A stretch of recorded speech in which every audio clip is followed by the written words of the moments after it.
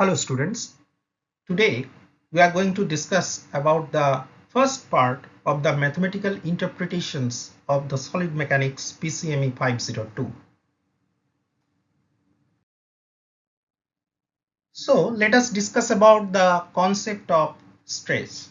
So let us introduce the concept of stress. As we know that the main problem of engineering machines of materials is the investigation of internal resistance of the body, that is the nature of forces set up within a body to balance the effect of the externally applied forces. So this is very important, and the externally applied forces are termed as load.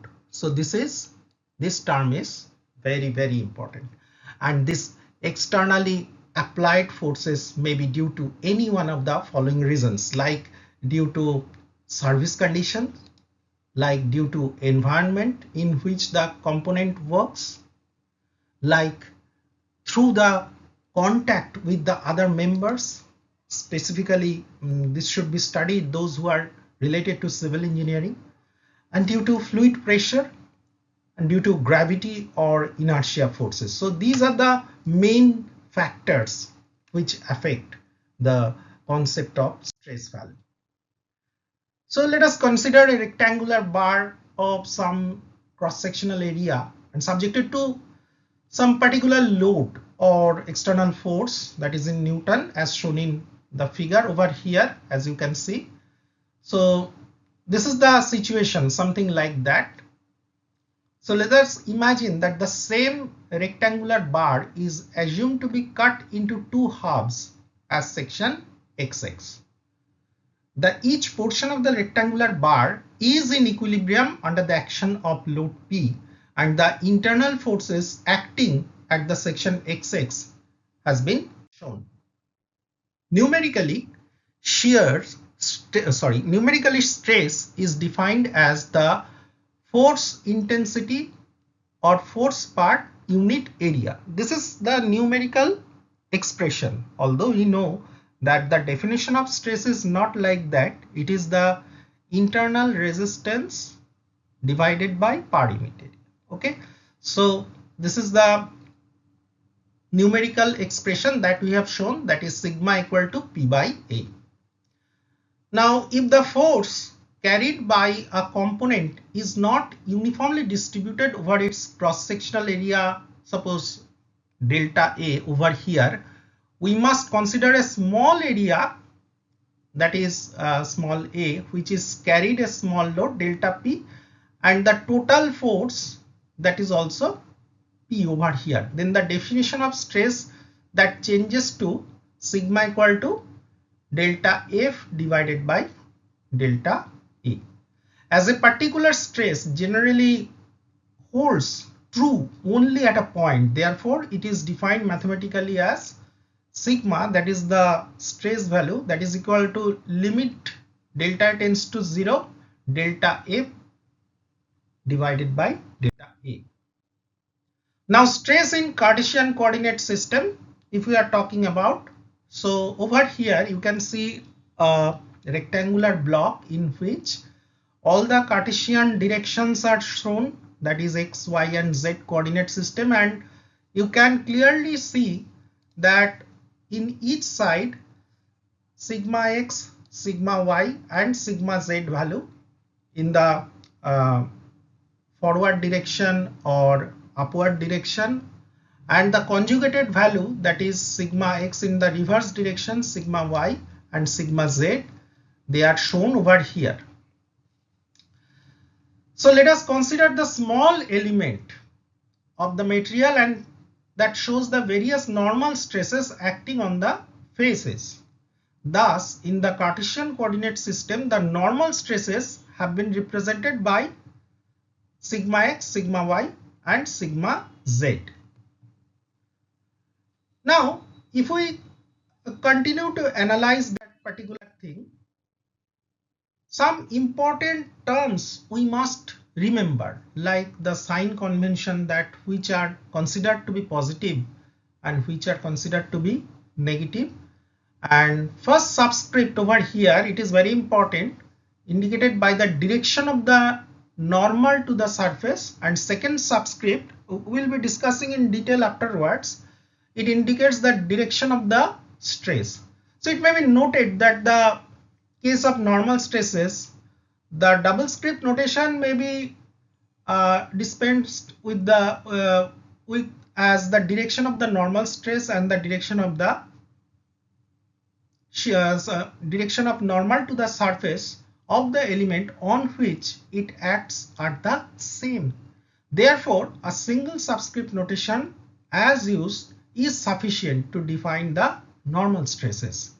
So when we are going to show you the 3 by 3 matrix afterwards, after maybe 2-3 class, so we will be discussing about those things. So you will find out that when we are going to make those matrix, then you will find out that sigma xx value, sigma yy value, and sigma zz value, we are going to represent it by sigma x only, sigma y only, and sigma z only, because all in all these two representations are same. Same is applicable for the shear stress value, but in shear stress it is not normal, it depends on the plane. So that's why we need to express for both the values, for example tau xy or tau yz or tau zx value. Now important terms to remember over here, that you can see that in Cartesian and polar coordinate we have stress components as shown in the figure. Please note carefully that over here, this first figure, it indicates the normal stresses, the second figure it indicates the shear stresses, and when they are both conjugated, then normal and shear, when both of them comes into the picture, then we are going to get normal plus shear in one particular plane. So over here all positive planes are shown, that is towards the positive x direction, positive y direction in upward direction, and positive z direction. The same thing are going to happen on the reverse side also. So important terms to remember in case of polar coordinate system, here we can see that it's unlike the Cartesian coordinate system where the governing coordinates are x, y, z. Here we are going to get, that is z, r and theta. So these three are the three governing coordinates. So over here along the vertically upward or downward, they are z axis or sigma z, we are going to get as principal stress. So from a particular axis, if we draw a line which is perpendicular to the axis and moving in the outward direction, both in forward or backward or any other direction, so it is called as r direction. So we are going to get sigma r, that is radially outward direction, that is why it is r, and one particular term, that is theta, that we are going to get. So theta, it is the angular deviation. So over here only the principal stresses shown in the first figure, and in the second figure it is shear stresses that we can see. So over here the idea of polar coordinate system is clearly explained. So you can see that both the shear stresses and principal stresses, they are shown along the various directions.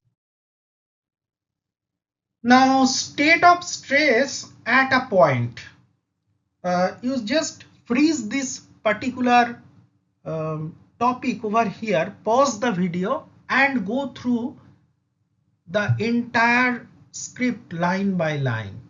Okay, this slide is very important. Clear? So over here one important parameter is sigma x, sigma xy, sigma xz, sigma y, sigma yx, sigma yz, and sigma z, sigma zx, sigma zy. We can apply this condition of equilibrium which are as follows. that is summation of fx equal to 0, summation of moment mx equal to 0, and summation of fy my equal to 0, summation of fz, summation of mz, that is also equal to 0. Then we get the conjugated value of sigma xy equal to sigma yx, sigma yz equal to sigma zy, and sigma zx equal to sigma xy. Now we need only 6 components to specify the state of stress at point, that is sigma x, sigma y, sigma z, and sigma xy, sigma yz, and sigma zx. Now let us define the concept of complementary shear stress. It's very simple actually, that over here we can see that it is a unit block. So over here AB is a surface and CD is another surface. So if direct shear stresses are being applied from A to B and from C to D as shown in figure, so obviously there will be some particular complementary shear stress tau dash. It will be generated from C to B and towards A to D. So it will happen and it will complement each other. Now the figure shows a small rectangular element with side up length delta x. So over here it is delta x, this length is delta x, and this one is delta y parallel to x and y direction. Its thickness is normal to the plane of paper, delta z, which we cannot see right now. It is perpendicular to the slide in ZZ direction.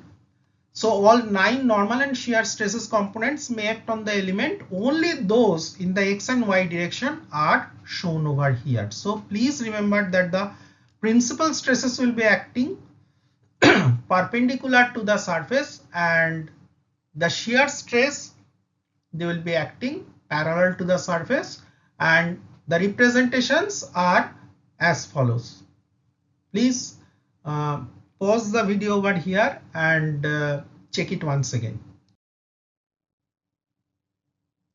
Now concept of shear strain, if we are going to discuss about it, the action of stresses are to produce or cause deformation in the body considering the distortion produced by shear stress on an element or rectangular block.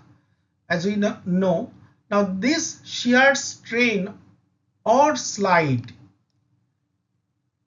can be defined as the change of in the right angle. The angle of deformation is then termed as shear strain. Now shear strain is measured in radians and hence it is non-dimensional, that is at no unit. So we have 2 types of shear strain, one is normal and one is shear.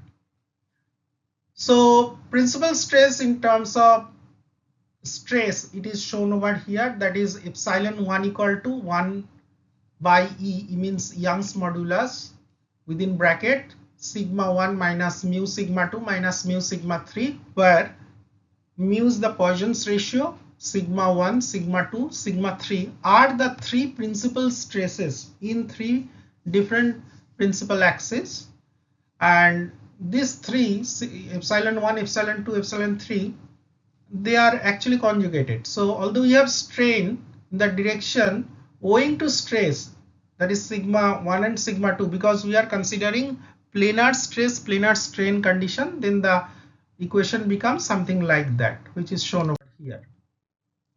So principal strain in terms of stress, if you are going to express it, then in the reverse order, sigma 1 equal to this much and sigma 2 equal to this much. We are getting it from the previous equation. So thank you for today's class. It is informative and it is actually some introductory session, because next class onward we are going to discuss about a little complicated element, little complicated terms. So thank you very much. Stay safe and study well. All the best. Goodbye.